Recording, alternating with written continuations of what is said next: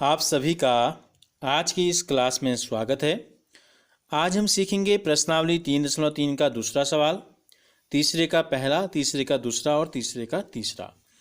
Video को पूरा देखने के बाद आपको ये कैसी लगी कमेंट बॉक्स में ज़रूर बताइए और ज़्यादा से ज़्यादा बच्चों तक इसे पहुंचाने के लिए शेयर कीजिए और हमसे जुड़े रहने के लिए चैनल को सब्सक्राइब कर बेल आइकन को ज़रूर प्रेस कीजिए। दूसरा प्रश्न है 2x धन 3y बराबर 11 और 2x ऋण 4y बराबर ऋण 24 को हल कीजिए और इसमें m का वह मान ज्ञात कीजिए जिसके लिए y बराबर mx धन 3 हो। तो प्रश्नावली 3.3 का पहला प्रश्न हमने कल किया था। आज हम करेंगे दूसरा प्रश्न। हम कर रहे हैं इन दोनों को हल करना है और m का मान हमें निकालना है। तो देखो पहले प्रश्नों को लिख लेते हैं। क्या है? 2x धन 3y बराबर 11 और दूसरा प्रश्न है, समीकरण है 2x ऋण 4y बराबर ऋण 24। तो प्रतिस्थापन विधि से ही हम इसको हल करेंगे अभी।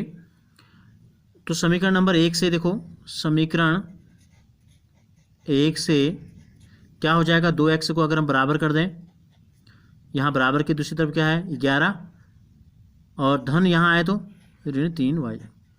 तो समीकरण 1 से x 2x बराबर इतने या 2x का मान समीकरण 2 में रखने पर, समीकरण 2 में रख देते हैं। समीकरण 2 में 2x था इसलिए हमने x में नहीं बदला इसको, हमने इसको 2x ही रहने दिया। तो 2x की जगह पर हम रख देते हैं। क्या आ गया? 11 ऋण 3y।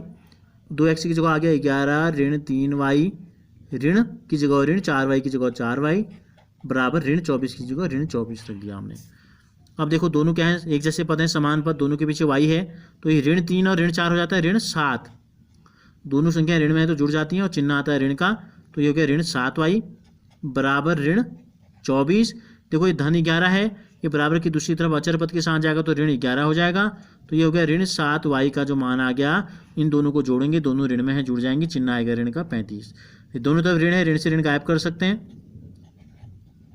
तो 7y का मतलब है 7 गुणा y, तो y का मतलब हो गया 35 भागा 7 बराबर 5।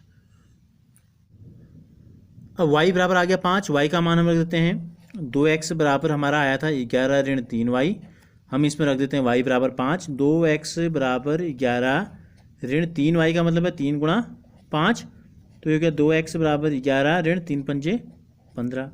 तो 2x बराबर 11 में से 15 गया, छोटी संख्या में से बड़ी संख्या घटा रहे हैं तो ऋण आएगा 4 हो गया। तो x 2x का मतलब है 2 गुणा x, 2 बराबर की दूसरी तरफ गया तो भागा हो गया, तो x का मान आ गया ऋण 2 और y का मान आ गया 5। ये तो हमें आ गए x और y के मान आ गए। हमसे क्या कहा है? हमसे कहा है m का वह मान ज्ञात कीजिए जिसके लिए y बराबर mx धन 3 हो। तो y बराबर mx धन 3 के लिए m का मान हमें बताना है। तो y का मान हमें पता चल गया 5 आ गया, m की जगह m रहने दो, x का मान हमको पता चल गया ऋण 2 आ गया। m x का मतलब है m गुणा x या x का m गुना, तो बीच में गुणा लगा दिया हमने, धन 3। तो ये हो गया 5 धन गुणा ऋण, ऋण 2m हो जाएगा बराबर ऋण 2m धन 3। ऋण 2m को बराबर की दूसरी तरफ ले आएंगे तो धन 2m हो जाएगा बराबर 3 यहाँ था, और धन 5 दूसरी तरफ जाएगा तो ऋण 5 हो जाएगा। 2m बराबर 3 में से 5 गया ऋण 2 आ गया, तो m बराबर आ गया ऋण 2, ये गुणा में था यहाँ के भाग में हो जाएगा, 2 एकम 2, तो m का मान आ गया ऋण 1। तो आपसे पूछा था m का मान, पहले हमने क्या किया? प्रतिस्थापन विधि से x और y का मान निकाला और फिर y बराबर mx धन 3 में x और y का मान रख के m का मान हमने निकाल लिया। तीसरा प्रश्न है, निम्न समस्याओं में रैखिक समीकरण युग्म बनाइए और उनके हल प्रतिस्थापन विधि द्वारा ज्ञात कीजिए। तीसरे का पहला प्रश्न है, दो संख्याओं का अंतर 26 है और एक संख्या दूसरी संख्या की 3 गुनी है, तो उन्हें ज्ञात दो संख्याओं का अंतर हमें दिया गया 26 और एक संख्या दूसरे की तिगुनी है। तो पहले तो हम ये ले लेते हैं कि माना संख्या, देखो हम दो चर वाले रैखिक समीकरण कर रहे हैं तो दो संख्या हमको यहाँ पर लेनी है। माना पहली संख्या ले ली हमने x और दूसरी जो संख्या होगी वो एक संख्या की या पहली संख्या की क्या है? तिगुनी है, 3 गुनी है। तो 3 गुनी का मतलब x का 3 गुना 3x। दोनों संख्याओं का अंतर नहीं, अच्छा दूसरी संख्या को हमें लेना है y, दूसरी संख्या को हमें क्या लेना है? y। पहली संख्या को हमने लिया x, दूसरी संख्या को हम लेंगे y। अब हम लगाएंगे प्रश्नानुसार। शर्त क्या थी? प्रश्नानुसार अगर हम 3x कर लेते तो फिर एक ही चर में हल हो जाता है, तो हमें क्या करना है, दो चर वाले रैखिक समीकरण के हिसाब से प्रतिस्थापन विधि से हमें इसे हल करना है। तो एक को हम x मानेंगे, दूसरे को y। अब हम लिखेंगे प्रश्नानुसार y बराबर 3x। प्रश्नानुसार जो दूसरी संख्या है y, ये किसके बराबर है, 3x के बराबर है, तो ये मिल गया समीकरण नंबर 1। और दूसरा क्या है, इनका अंतर 26 है। बड़ी संख्या में से एक संख्या में से दूसरी संख्या को अगर हम घटाएं तो चूंकि दूसरी संख्या 3 गुनी है तो ये बड़ी है, तो हम यहाँ इसको लिख सकते हैं, दूसरी संख्या आ गई, समीकरण आ गया y माइनस एक्स बराबर 26। इन दोनों का अंतर क्या है, 26 है, समीकरण नंबर 2 हो गया। अब हमें प्रतिस्थापन विधि से हल करना है, तो समीकरण नंबर 1 से y का मान समीकरण नंबर 2 में रख देते हैं। देखो y बराबर कितना है, 3x, तो y बराबर हो गया 3x ऋण x बराबर 26। 3x में से x गया, 2x बराबर 26, तो x बराबर आ गया 26/2, यानी कि 2 एकम 2, 2 3 6। तो पहली संख्या आ गई, इसलिए पहली संख्या हमको प्राप्त हो गई 13, और जो दूसरी संख्या हमको प्राप्त होगी वो पहली संख्या की कितनी है, 3 गुनी है, तो 13 का 3 गुना कितना हो जाएगा, 13 39। तो इस पहली संख्या 13 और दूसरी आ गई 39। तीसरे का दूसरा प्रश्न है, दो संपूरक कोणों में बड़ा कोण छोटे कोण से 18 डिग्री अधिक है, तो उन्हें ज्ञात कीजिए। तो दो कोण हमको बताने हैं और हमें दिया है कि वो दोनों संपूरक हैं, और बड़ा जो कोण है छोटे से 18 डिग्री अधिक है, तो हम लेते हैं, माना दो कोण ले लेते हैं हम, x व y। दो कोण हमने क्या ले लिया, एक ले लिया हमने x, एक ले लिया हमने y। अब दो संपूरक कोण है, तो संपूरक कोण किसे कहते हैं, देखो संपूरक कोण क्या होता है, कोणों का एक ऐसा युग्म होता है, जोड़ा, जिनका योगफल दो समकोण के बराबर होता है, यानी कि 180 अंश के बराबर होता है। तो संपूरक हैं, दोनों कोण संपूरक हैं, तो कितना हो जाएगा, x धन y का मान कितना हो जाएगा, दो समकोण यानी कि 180 अंश। ये बन गया समीकरण नंबर 1।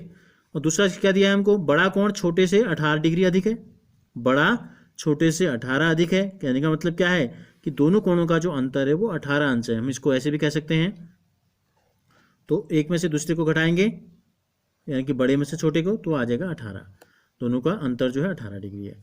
तो ये बन गया समीकरण नंबर 2। अब हम क्या करते हैं, या हम इसको ऐसे करने लेना चाहें तो बड़ा कोण छोटे कोण से 18 डिग्री अधिक है, अगर हम x को बड़ा मान लें, हम कहें कि एक बड़ा है, x बड़ा है और y छोटा है, तो बड़ा कोण जो है वो x y से कितना होगा, 18 अधिक है, तो 18 जोड़ देंगे। हम x बराबर y धन 18 भी ले सकते हैं, y बराबर x धन 18 भी ले सकते हैं, और हम इसको ऐसे भी लिख सकते हैं, ठीक है।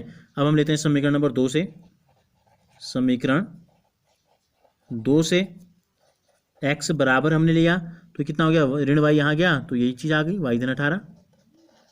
समीकरण मान किससे निकाला हमने, समीकरण नंबर 2 से, तो किस में रखेंगे, समीकरण 1 में रखने पर। जिस समीकरण से हम x या y का मान निकाल रहे हैं उस समीकरण में दोबारा मान नहीं रखना है, मान रखना है दूसरे समीकरण में।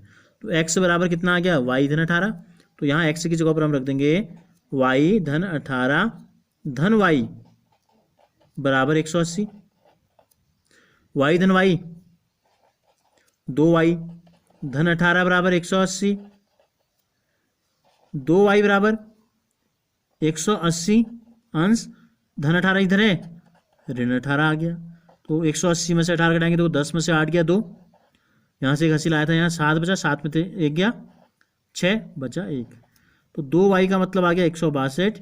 तो y क्या है, 162 भागा 2, यानी कि 2 8 16, 2 एकम 2। तो हमें क्या पता चल गया, y का मान हमें पता चल गया, y का मान आ गया 81 अंश। तो इस समीकरण में रख देते हैं x बराबर y धन 18 में, x बराबर y धन 18 कितना हो गया, 1 में 8 जोड़ेंगे 9, 8 में 1 जोड़ेंगे 9, तो दूसरा आ गया x बराबर 99 अंश, और y बराबर आ गया 81 अंश। दोनों को जोड़ेंगे तो देखो 9 में 1 जोड़ा 10 का 0 ऐसे लिखा 1, 9 1 10 1 18, 180 आ रहा है, तो इसका मतलब उत्तर हमारा सही है। तीसरे का तीसरा प्रश्न है, एक क्रिकेट टीम के कोच ने 7 बल्ले और 6 गेंदें 3,800 रुपये में खरीदी। बाद में उसने 3 बल्ले तथा 5 गेंदें 1,750 रुपये में खरीदे। प्रत्येक बल्ले और गेंद का मूल्य ज्ञात कीजिए। तो हमसे पूछा है प्रत्येक बल्ले व गेंद का मूल्य, तो हम शुरुआत कहाँ से करेंगे, माना प्रत्येक बल्ले या एक बल्ला ले लें, सब एक जैसी कीमत के हैं, एक जैसे हैं। माना एक बल्ले की कीमत हमने ले ली x रुपया या मूल्य, और माना एक गेंद की कीमत हमने ले ली y रुपया। अब क्या किया, क्रिकेट टीम के कोच ने 7 बल्ले और 6 गेंदें खरीदी 3,850 रुपये में। तो देखो एक बल्ला आया x रुपये में, 2 खरीदेंगे तो 2x में आएंगे, 3 खरीदेंगे तो 3x, x धन x धन x 3x, 4 खरीदेंगे तो 4x। तो कितने बल्ले खरीदे, 7x। तो प्रश्न के अनुसार कोच ने खरीदे कितने बल्ले, 7 बल्ले। तो कितनी कीमत अदा की, 7x रुपये देने पड़े। 6 गेंदें खरीदी, एक गेंद की कीमत y रुपये है, तो 6 गेंदों की कीमत इसी प्रकार से कितनी हो जाएगी, 6y। और दोनों की कुल कीमत को जब दी गई दुकानदार को, तो पैसे कितने दिए, रुपये 3,800 रुपये। तो ये बन गया समीकरण नंबर 1। बाद में उसने फिर उसको बल्ले और गेंदों की जरूरत पड़ी, 3 बल्ले और 5 गेंदें खरीदी। 3 बल्ले या एक बल्ला x रुपये का है, तो 3 बल्ले 3x के हो गए। 5 गेंदें खरीदी, तो 5, एक गेंद y रुपये की, तो 5 गेंद 5y रुपये की हो गई। और इन दोनों की कुल कीमत जो दी गई है 1750 रुपये, 1750 रुपये। समीकरण नंबर 2 हो गया। इन दोनों समीकरणों को हमें करना है प्रतिस्थापन विधि से, इसे हल करना है। अब देखो हम यहाँ से 7x का मान निकालेंगे, तो यहाँ 7x तो है नहीं, 3x है, या तो फिर x का मान निकालना पड़ेगा। 6y का मान निकालेंगे, तो यहाँ भी 5y है, तो 6y से काम नहीं चलेगा, हमको अलग अलग x या y में किसी एक का मान निकालना है। तो हम लेते हैं समीकरण 1 से, लेते हैं क्या लेते हैं 1 से, 7x बराबर कितना हो जाएगा, 3,800 धन 6y दूसरी तरफ जाएगा तो कितना हो जाएगा, ऋण 6y हो जाएगा। 7x बराबर इतना है, तो x बराबर कितना आ जाएगा, 3,800 ऋण 6y ऐसे ही रहा। 7 क्या था, x के साथ गुणा में था, बराबर की दूसरी तरफ जाएगा तो क्या हो जाएगा, पूरे के साथ भाग में हो जाएगा। तो ये आ गया x का मान, समीकरण 1 से x ही आ गया। अब हम क्या करते हैं, x का मान जो ये आया कहाँ रख देते हैं, समीकरण 2 में रखने पर। 2 में क्यों रखा, क्योंकि हमने x का मान निकाला किससे था, 1 से, तो इसलिए हम 2 में रखेंगे। 3x का मतलब 3, तो 3 गुणा x का मान रख देते हैं। x का मान कितना आया, 3,800 ऋण 6y भागा 7। हमने क्या किया, 3 और x, ये मान हो गया 3x का मान। फिर क्या है दूसरे समीकरण में, धन की जगह धन, 5 की जगह 5, y की जगह y, बराबर की जगह बराबर, और 1750 की जगह पर 1750। अब हम इसे हल करेंगे। देखो क्या करेंगे, 3 से जब गुणा करेंगे तो पूरे अंश के अंदर क्या है, 2 पद हैं, दोनों को गुणा करना पड़ेगा हमें। 3 से गुणा करेंगे 0 को, तो आएगा 3 गुणा 0 0, 3 गुणा 0 0, 3 अट्ठे 24 का 4 हासिल 2, 3 3 9, 9 और 2 11, ऋण की जगह ऋण, 3 6 18y। अब बट्टे 7 है, बट्टे 7 का मतलब क्या है, पूरे के साथ भागा 7 है, या दोनों के साथ भी हम अलग अलग ले सकते हैं। अगर हम दोनों के साथ अलग अलग ले लें, चलो पहले साथ में रख लेते हैं, बट धन 7 बट्टे 7 ऐसे, धन 5y बराबर 1750 हो गया। अब हमें क्या करना है, देखो ये अचर पद हैं, ये एक जैसे पद है, एक जैसे पद तो जोड़ेंगे, लेकिन इसके साथ में क्या है, बट्टे 7 भी है।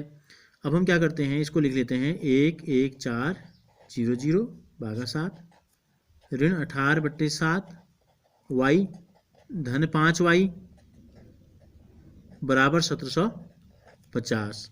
अब ऋण 18 बट्टे 7y धन 5y को यहीं रहने देंगे, और 1750 ये इसके आगे चिन्ह है धन, तो ये यहाँ चले जाएगा, ऋण 11,400 भागा 7 हो जाएगा। 7 का भाग पूरी पूरी आ जाता है, नहीं देख लेते, 7 कम 7, 4 बच गया, 44 आ रहा है, तो 7 छक 42, 2 चले जाएगा, 7 दूनी 14, 6 बच जाएगा, 60 बच रहा है। 7 का भाग इसमें नहीं जा रहा, तो इसको ऐसे रहने देंगे। अब दोनों तरफ क्या है, इसके हर में 7 है, इसके हर में कुछ नहीं, तो 1 ले लो, इसके हर में 7 है, इसके हर में कुछ नहीं, तो 1 ले लो। यहाँ भी दोनों का लॉस पर निकाल के जोड़ या घटाव कर देते हैं, यहाँ भी वही काम कर देते हैं। तो 1 और 7 का लॉस पर 7 का भाग 7 में एक बार जाएगा, तो अंश जैसा था वैसा ही रहेगा, कोई अंतर नहीं आएगा, क्योंकि हमने हर को बदला ही नहीं। इसको 1 के बदले हमने 7 लिख दिया, इनकी 7 गुना है, 1 सत्ते 7, तो अंश का भी 7 गुना, 5 सत्ते 35y हो गया।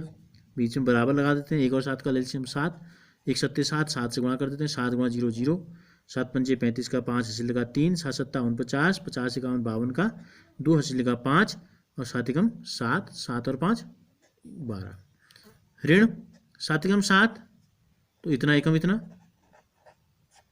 अब देखो दोनों के हर में 7 है, तो 7 को हम यहाँ से यहाँ गुणा में ले जाएंगे तो भी 7 कट जाएगा, या सीधे हम काट सकते हैं, दोनों हर एक जैसे आगे तो 7 कट गया।